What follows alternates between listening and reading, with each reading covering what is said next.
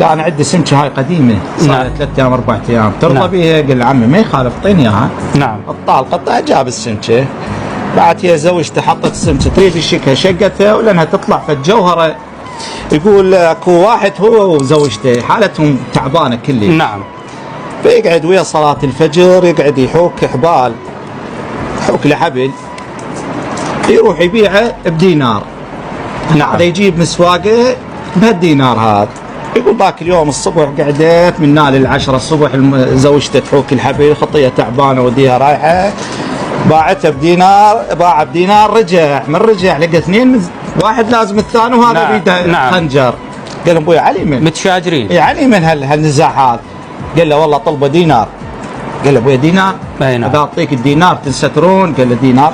قال له هذا الدينار هو طلبتنا على الدينار. طاع الدينار. هذا بعد راحوا اجى للبيت لقته زوجته، ابو فلان وين الغموس؟ قال له والله بعد هاي صار القضيه وسترت بي ناس. قالت لا الله كريم. قالت لا انا بعد لا اقدر احوك حبل. نعم. ولا اقدر بعد اصبر من الجوع. قال له تعبت على ما سوت نعم. الحبل وهذه ومثانيه نعم مثانيه يجيب الغموس. يقول بعد قالت له عندي قطعه تعبانه مال قماش. نعم.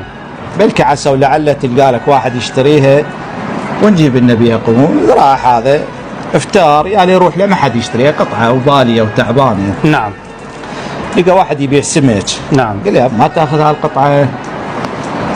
المهم قال له انا عندي سمكه هاي قديمه صار 3 ايام 4 ايام ترضى بيها؟ قال له عمي ما يخالف اعطيني اياها. نعم. الطالقه جاب السمكه، بعد هي زوجته حطت السمكه تريد تشكها شقتها ولانها تطلع في الجوهره ما شاء الله. يا سبحان الله.